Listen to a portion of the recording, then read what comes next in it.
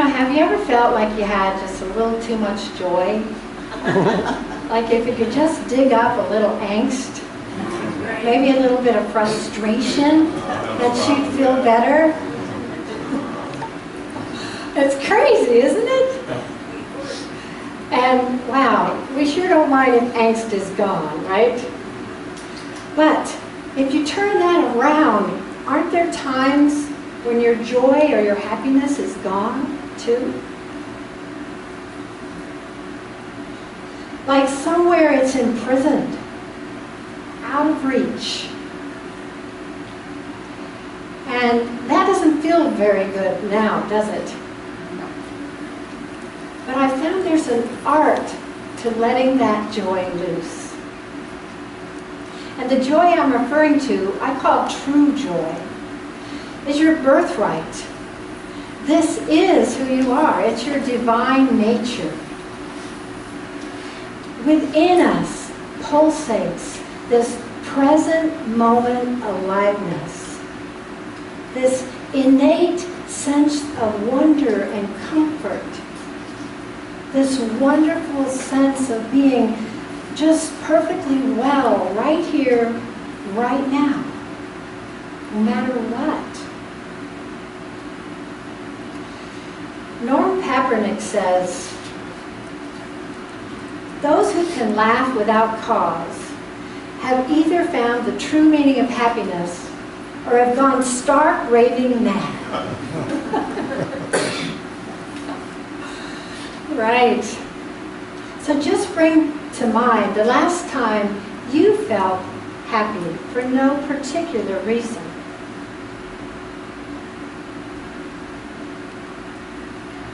For some of us, it's a long time ago. But we had this joy as children.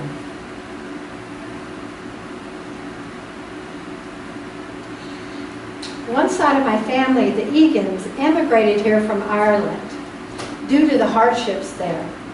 And when my dad was, I guess, about 6, he used to sit on his granddad's knee, and his granddad would sing him songs of his Ireland. And when Dad told me that, I mean, must have been around 40. And I said, Dad, that must have been wonderful. And he said, Laura, it was.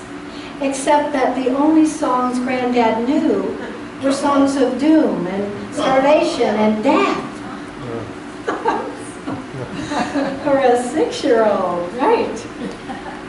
So because I'm Irish, I'm going to take the liberty to share this quote with you by William Butler Yeats. Being Irish, he had an abiding sense of tragedy, which sustained him through temporary periods of joy.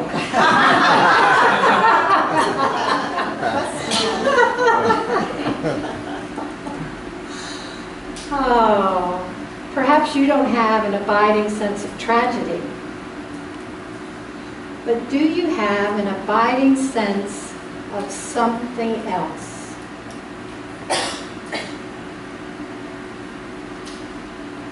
I mean, when you feel into yourself, like this part of yourself in here, what do you notice? Is there anything in there that just feels okay?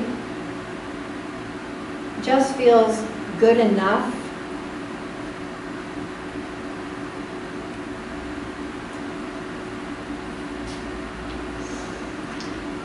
Have you ever heard yourself say, I'm fine, I'm fine?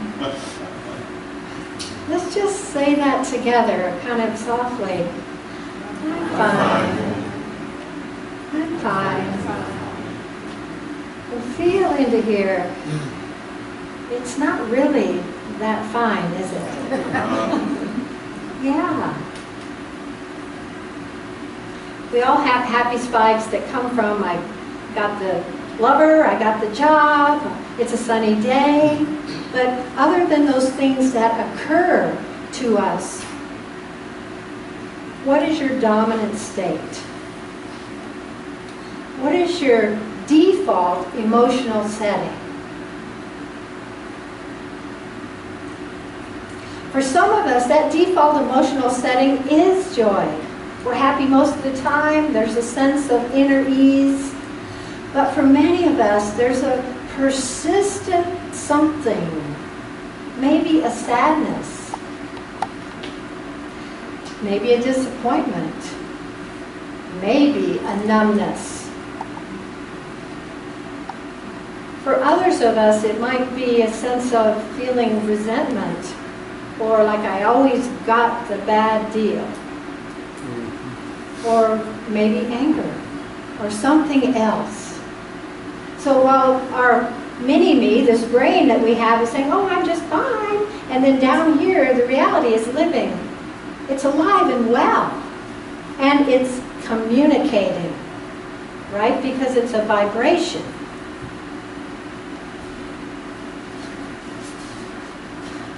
Like a horse that's tethered to a post, we just can't get far from our emotional setting. And it's because this emotional setting lives as us, as energy. You know, children have this playful sense of joy and aliveness. When we were children once, where did all that go?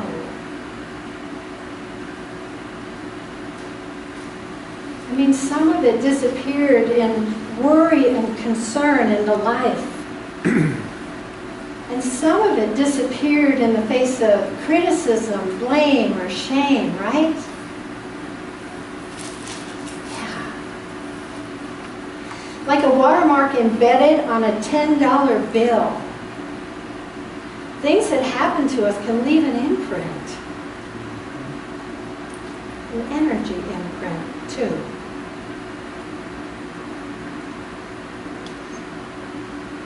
Perhaps you, like me, have longed to be free of what you think is stealing your joy. And I bargained with life to get what I wanted, and I pleaded with the universe to give me different life circumstances. But you know, there came a day when I got tired, sick and tired of wanting something different, and I decided to be a finder.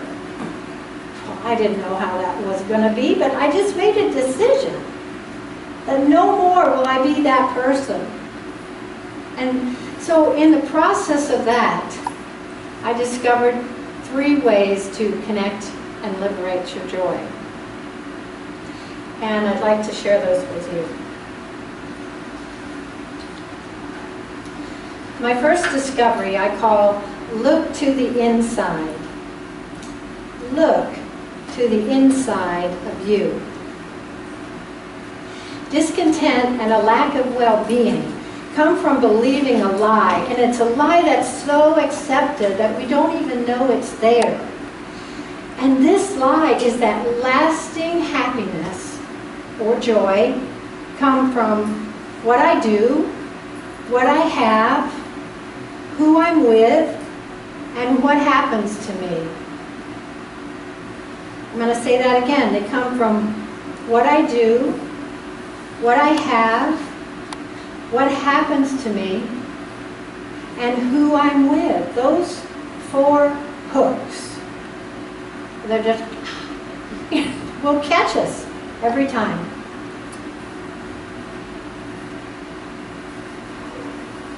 So just recall a time in your life when you attached your happiness to something outside of you.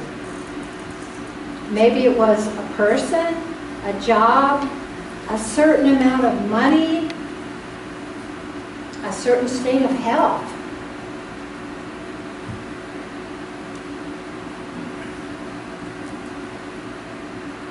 Well, let's be honest. Didn't it feel great if you got it? Yeah. But what if you didn't get it? What if it didn't come, that thing you attached your happiness to? Ooh.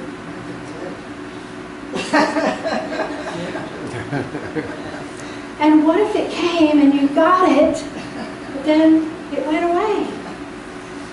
Like some things do. Looking to the outside world for our joy leads to disappointment, angst, and fear. Yeah, it leads to fear, a very base, painful emotion. So what happens when we go into fear? It's like the ego goes on steroids.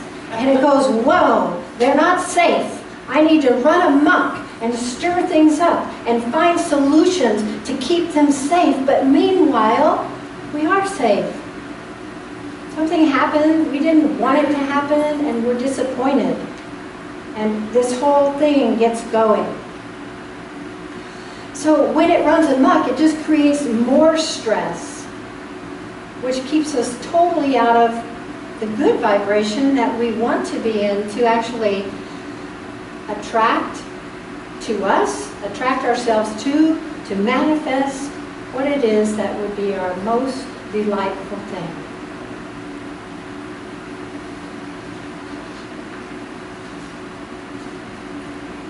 So right below this spin out where the ego's freaking out, that happens up here, down here, this ocean of calm awaits us. This energy is just like this, like a wave, back and forth, so relaxed. It's down here.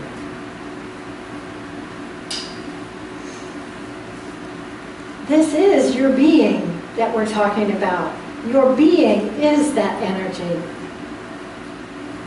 So when we spend time going within, being silent, praying, we contact that true identity with our awareness. And this godness that we are begins to percolate to up here, to our awareness. And it brings with it this calm, this wisdom, this guidance, this joy, this place where I know what to do. I know how to do it. I'm relaxed right here. That's what's waiting to come through.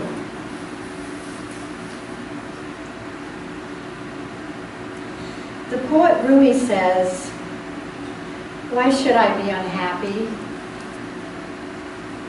Every parcel of my being is in full bloom. Why should I be unhappy? Every parcel of my being is in full bloom." I love that. So the first key to liberate your joy is look to the inside and not to the outside for your joy, and to experience the truth of you, out of which comes joy.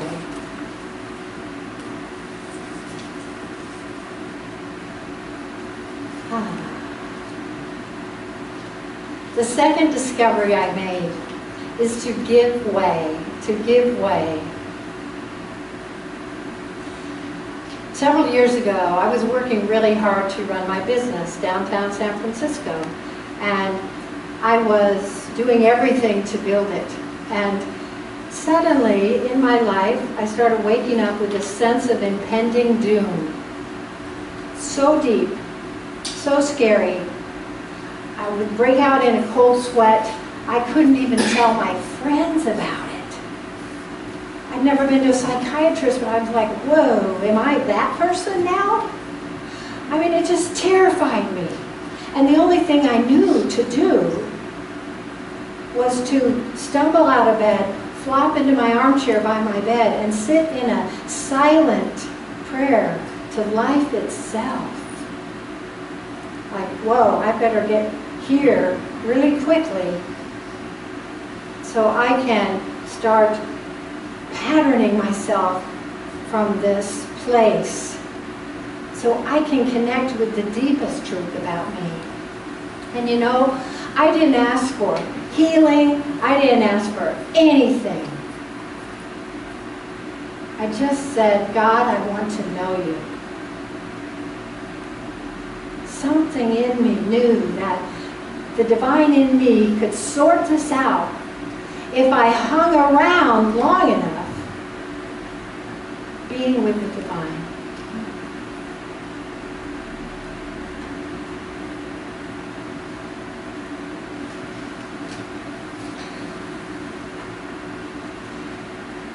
Oh man, after a while, I began to notice that a great truth was being revealed to me when I no longer wanted anything that I previously had. I mean, I closed the office, I didn't work with coaches anymore for my stuff. Not that it wasn't working, it's that something different wanted to happen in me. And I just went inside, and these things started manifesting, these opportunities to connect with people, these opportunities to shine my light, to share my truth, my heart, things that make us deeply happy and joyful. That started happening. And everything I yearned for seemed to just be right in front of me. And it was humbling. It was very humbling. If you can just relate that your whole life you wanted to be seen and heard and connect with people. What we dearly want wants us, right? Yes. Oh, so I had given way.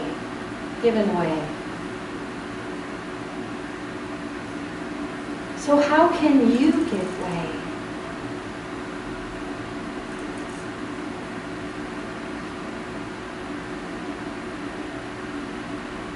What if you acted as if God mind knew exactly what would make you the most delighted being on earth?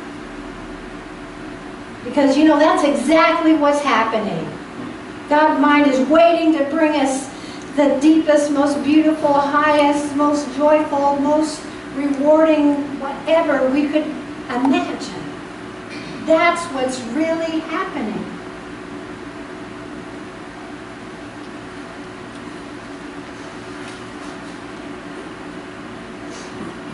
So, it's all about vibration. Everything has a vibration. Our emotions, our energies, everything. And we have, right now, what we're a vibrational match for. And we don't have what we're not a vibrational match for. Usually, when we're yearning and striving for something, what we're really feeling is, I don't have it. Well, that's the energy of not having, right? And so we're projecting the energy of, I don't have it, I don't have it, I don't have it. And what do we get? More of the same. More of opportunities to not have. This is called vibration. It's how vibration works. So, if you could just give way, like I did, to the greater knowing within you. Trust, I mean really trust, that this knowing knows exactly how to bring it to you. You couldn't devise a more perfect method than God mind in you has already devised. That will fluctuate however you change, that will move over here if you move, that'll go over here if you go, that will, some person leaves your world and someone else will fulfill that divine destiny. That's yours. If you don't give up.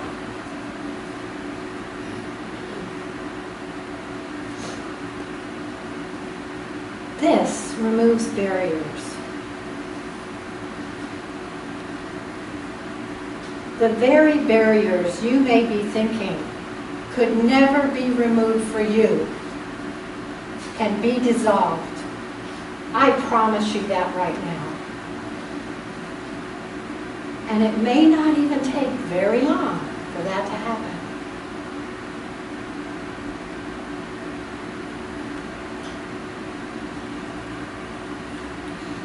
So what yearning, what demands could you decide to give up?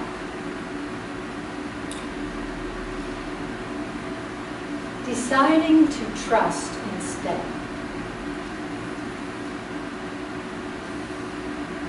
Just take this in. Yeah.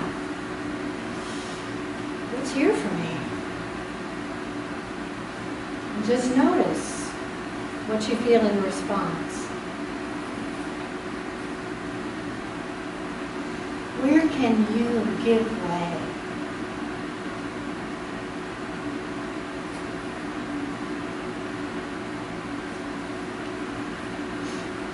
The first key to liberate your joy is to look to the inside.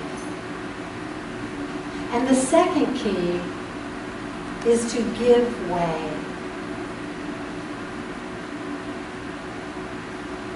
The third key I discovered is to extend your treasure.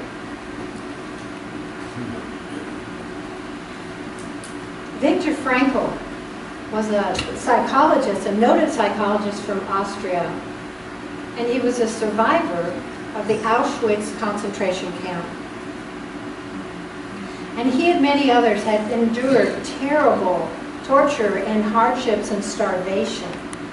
And in the midst of this, he noticed that whenever he or one of his fellows helped another, fed another, bandaged another, if they had anything to put on it, a wound, were there for another, that they themselves were altered, that they themselves had a sense of meaning and a sense of purpose.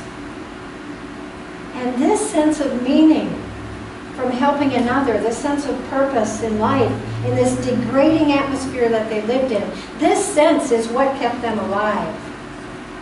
While others that had lost that or couldn't get to that died. These men lived to be released. After he was liberated, Viktor wrote, "Man's Search for Meaning." And he says, happiness is the unintended side effect of one's dedication to a cause greater than oneself. Happiness is the unintended side effect of one's dedication to a cause greater than oneself. Wow, that's big, isn't it? For me, it became very simple. Choose something. Just choose something to care about. So you're not all in here caring about you. Something to contribute to, my energy, my time, maybe my money. Something to make a difference in. Not just because it's a way to be happy, even though it's a proven way, but because it also is a way to make a difference. To make a difference in someone's life or some people's life. When you devote yourself to something like this, you will watch joy slip in the back door.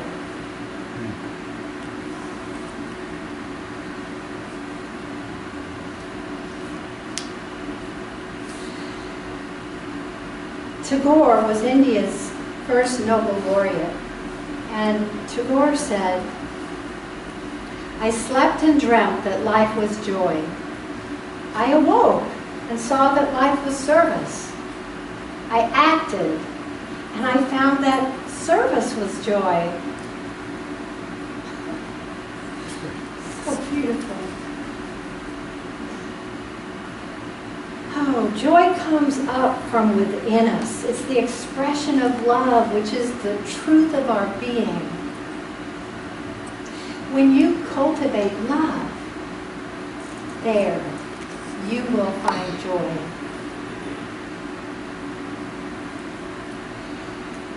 The 3 keys to liberating your joy are all about cultivating love. They are. Look to the inside and fall into your own magnificence. Give way to that which breathes you and knows your heart. Extend your treasure to another and watch yourself blossom.